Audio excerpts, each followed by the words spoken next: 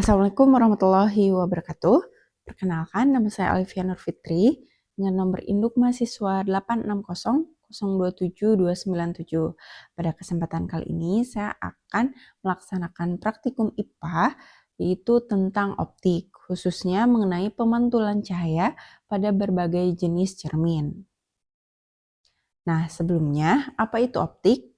Optik adalah cabang ilmu fisika yang mempelajari sifat-sifat cahaya.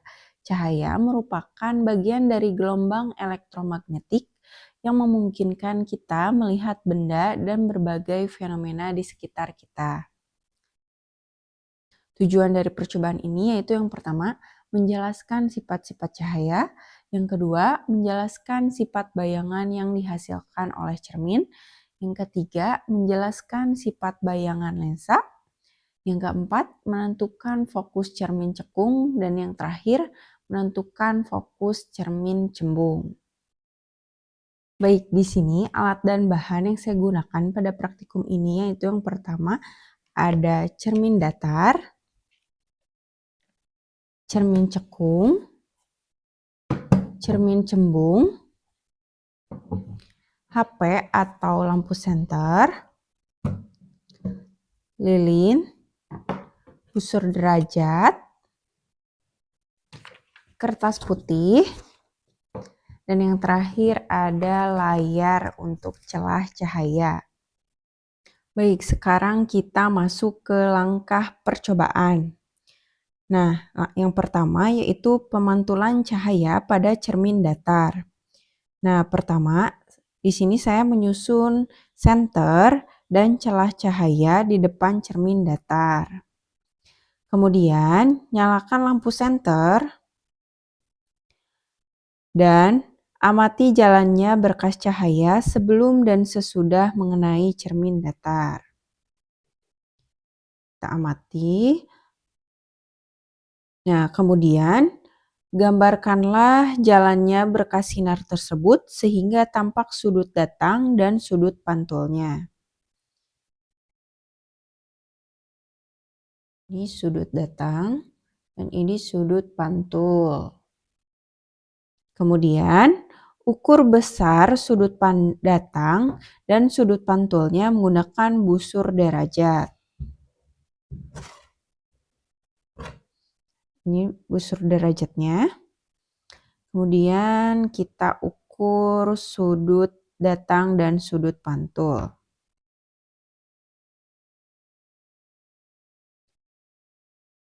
Nah, setelah digambar dan diukur menggunakan busur derajat, diperoleh bahwa sudut datang dan sudut pantul sama besar, yaitu 30 derajat, sehingga sesuai dengan hukum pemantulan cahaya.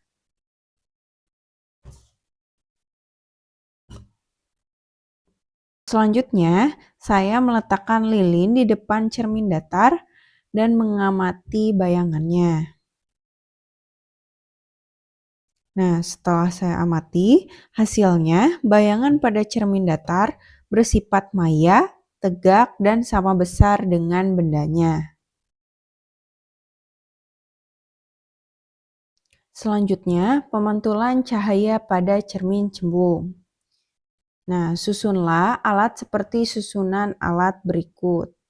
Sini ada cermin cembung, lilin, dan layar. Kemudian, nyalakan lilin.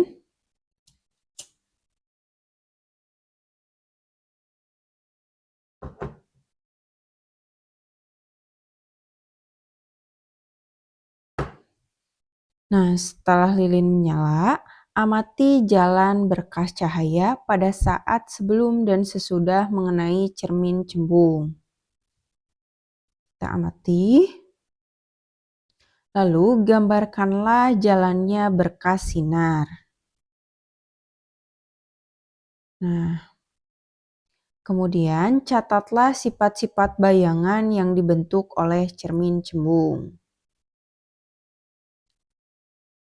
Hasil pengamatan menunjukkan bahwa cermin cembung memantulkan berkas cahaya secara menyebar atau divergen. Bayangan yang terbentuk selalu bersifat maya, tegak, dan diperkecil. apapun posisi bendanya. Percobaan yang ketiga yaitu pemantulan cahaya pada cermin cekung. Pertama, susunlah alat seperti susunan alat berikut. Kemudian di sini lilin sudah menyala, lalu amati jalannya berkas cahaya sebelum dan sesudah mengenai cermin cekung. Nah, gambarkanlah jalannya berkas sinar. Catatlah sifat bayangan yang dibentuk oleh cermin cekung tersebut. Aturlah jarak benda dan letak layar agar pada layar tersebut bayangan jelas dan tajam.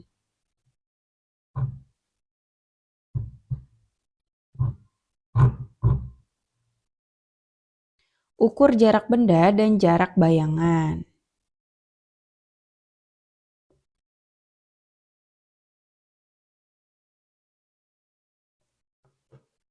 Hasil menunjukkan bayangan terbentuk nyata pada layar, bayangan bersifat nyata dan terbalik.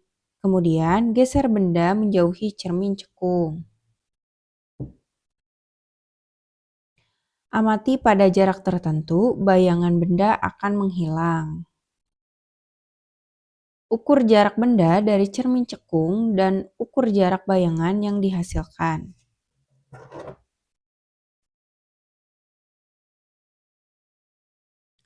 Nah, pada jarak 15 cm,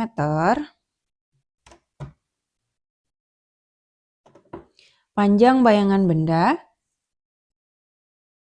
5 cm.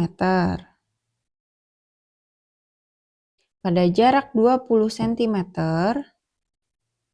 panjang bayangan benda 4 cm.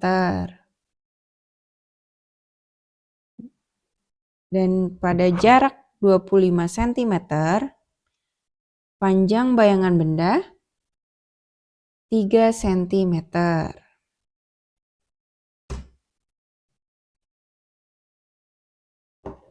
Hasil ini menunjukkan bahwa semakin jauh benda dari cermin cekung, semakin kecil bayangan yang terbentuk.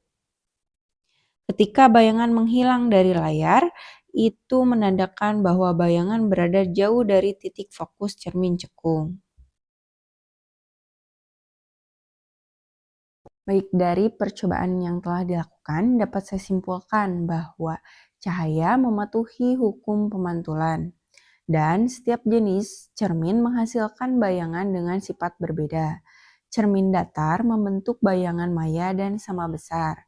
Cermin cembung menghasilkan bayangan maya dan diperkecil. Sedangkan cermin cekung dapat membentuk bayangan nyata maupun maya tergantung jarak benda. Demikian percobaan ini dapat dilakukan. Semoga bermanfaat dalam memahami konsep dasar optik. Terima kasih, saya akhiri. Wassalamualaikum warahmatullahi wabarakatuh.